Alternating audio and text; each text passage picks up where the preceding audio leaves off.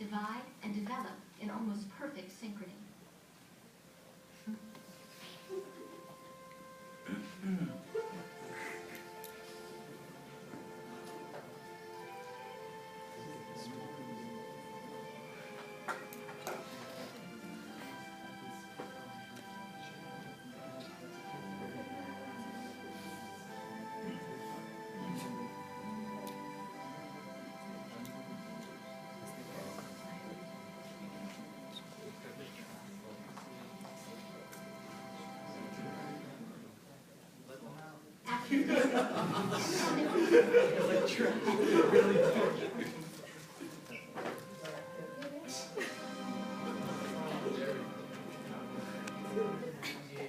So again, the important thing to remember here is the fact that we're getting rapid cell proliferation. Every 30 minutes, the whole genome is being replicated, and the cells are going through cytokinesis. So you can imagine that that has to be tightly controlled and tightly regulated.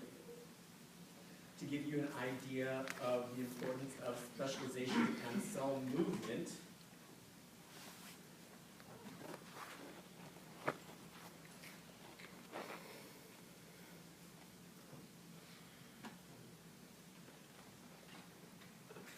Cells of this developing frog embryo rearrange in a dramatic ballet of orchestrated movements. In a continuous motion, cells from the outer layer of the embryo sweep towards one end, the vegetal pole, and start invaginating, forming a deep cavity in the interior. The paths of the cells and the topology of these rearrangements are best seen in this animation of an embryo that has been sliced open. The different cell layers that are formed in this way have very different fates. Cells that line the newly formed cavity, called the endoderm, develop into the lining of the gut and many internal organs such as liver, pancreas, and lung. Cells in the middle layer, called the mesoderm, give rise to muscle and connective tissue. Cells remaining on the outside, called the ectoderm, go on to form the outer layer of skin, as well as the nervous system.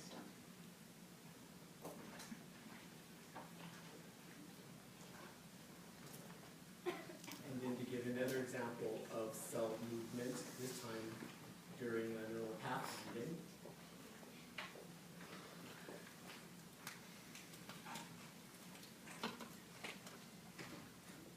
In the embryonic brain of the frog Xenopus, neurons extend axons from the eye to connect to appropriate target cells in the midbrain. Early in embryogenesis, these connections have to be made properly. Growth cones at the tips of the elongating axons guide cells in the right direction. Growth cones elongate towards their targets by extending and retracting thin processes called filopodia.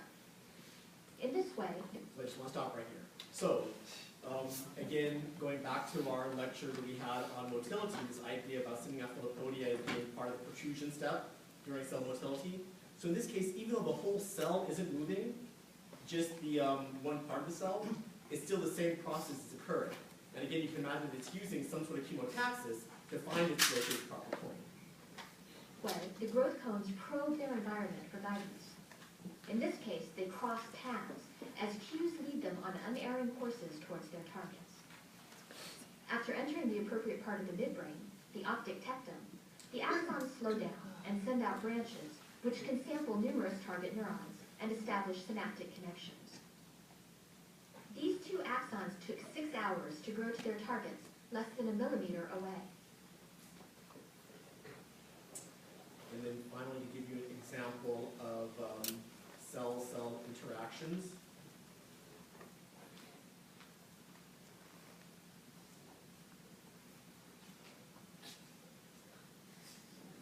Hans Schwemann and Hilde Mangold were pioneers of developmental biology.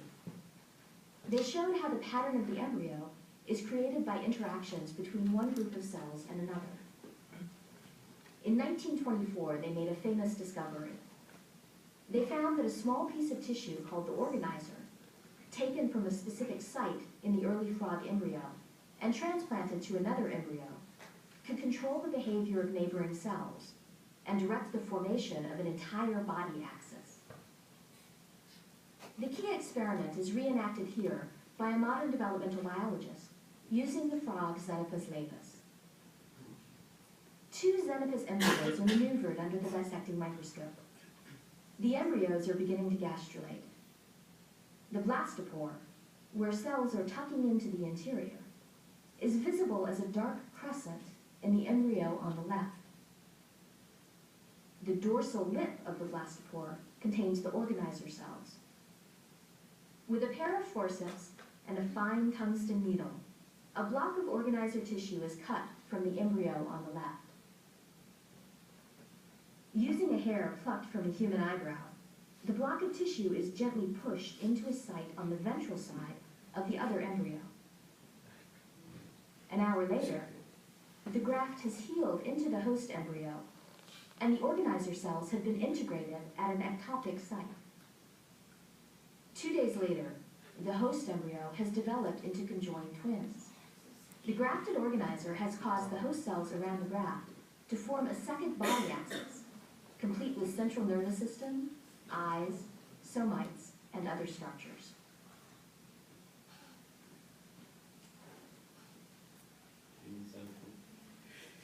Any questions about those? Why hair? Huh? Why hair? Why use a hair? Because one, it's fine and it's relatively flexible. So it won't damage the embryo. Can you imagine if you're using a needle or something like that, like glass? You could puncture the embryo, puncture the cells, but the hair is flexible, gives you a lot of fine control. Yeah? How long do those embryos survive? I mean, How will they survive? Yeah, That's a good question. I don't know. I'm not sure. it's having two regions. But again, they're fully developed, fully functional. So it depends on how messed up the other organs are. I'm not really quite sure. Any other questions? All right. So like I said, what we're going to be doing today is focusing mainly on specialization.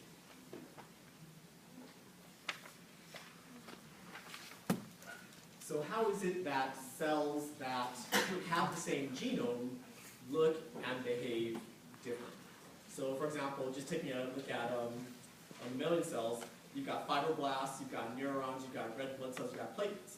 Again, these all have the same genome, but they all have very, very different structures. They all have very, very different activities. So how is it then that you're able to get these different cell types from the same basic set of information? And so what we know, of course, is that any one cell contains all the information required to code for a full organism. And the key experiment that showed that was an experiment where they were cloning cows. So what they did was they took they took 2 different cows. They took the epithelial cells from one cow that was spotted, and they took the unfertilized egg cell of a fully brown cow. And what they did was they removed the DNA from the egg. They removed the nucleus from the donor cell, and they implanted that egg, they implanted that nucleus into the egg, making basically a zygote. And they tricked it into thinking that it had been fertilized, and it started to divide. And once it became a large enough size embryo, it got placed back into the original egg donor, and when the calf was born, it looked like and was a clone of the nuclear donor. And so again, what that tells us is that even though these were epithelial cells, even though these were cells that in essence had differentiated to become a specific cell type, the information within that cell was still there to make a full organism. Any questions about that experiment? All right, so then how does that work? Well, it ends up, of course, that it has to do with differential gene transcription. The idea being that different cells are going to be transcribing different genes. So hopefully what you guys remember from Bio 203 is that genes can be transcribed at different rates depending upon their upstream elements, whether or not they've got enhancers, whether or not the promoter is hyperactive or not active. And because of that, you can end up in one cell type, end up making a bunch of transcript from gene A, it's going to give you a bunch of proteins from gene A, and in that same cell only get a little bit of gene B. While in a totally different cell, you might get tons of gene B and very little gene A. So again, it comes down to this idea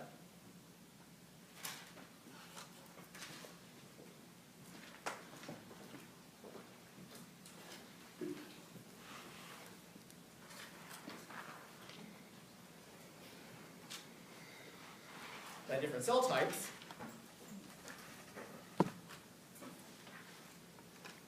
can express different subsets of genes.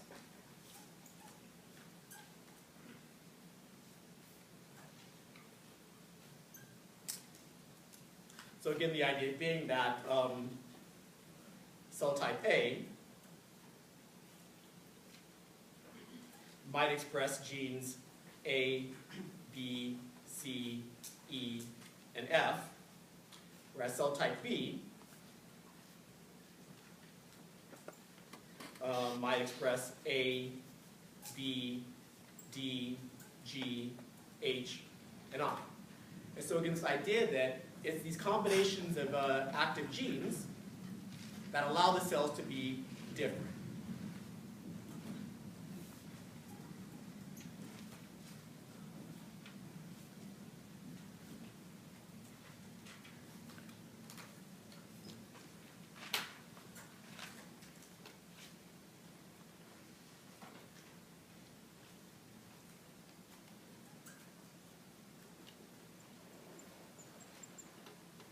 So again, why then is it that it's these different activity genes that's important? It's important because the genes, of course, code for proteins.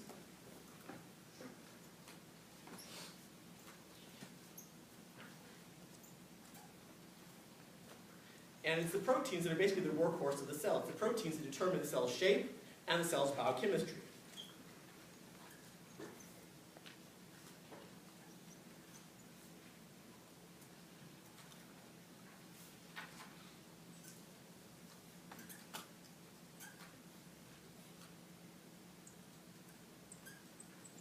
So again, it's the idea that since the different cell types are transcribing different sets of genes, they're going to look and behave differently because they've got different proteins that are active or inactive. Any questions about that? So the question you should be asking yourself is, okay, well, how is it that you're getting these different genes being transcribed? That has to do with the fact that different cell types are going to have differently active transcription factors.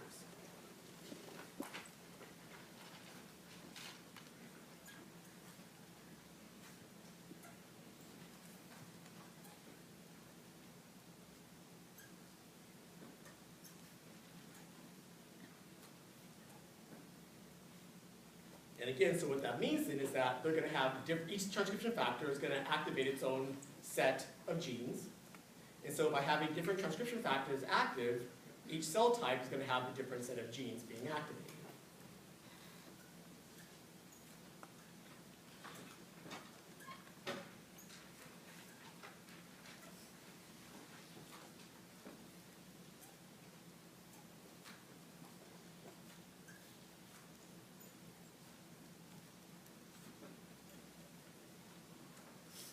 Any questions about that? So then, in addition to different transcription factors, different cell types also have different regions of heterochromatin and euchromatin.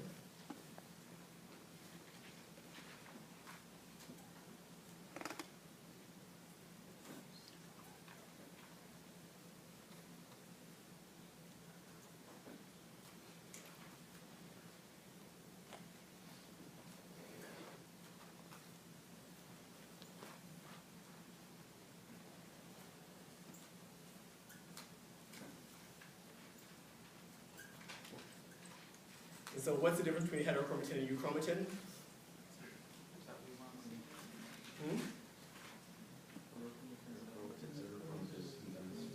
Heterochromatin is condensed. And so very much decreased transcription. Whereas euchromatin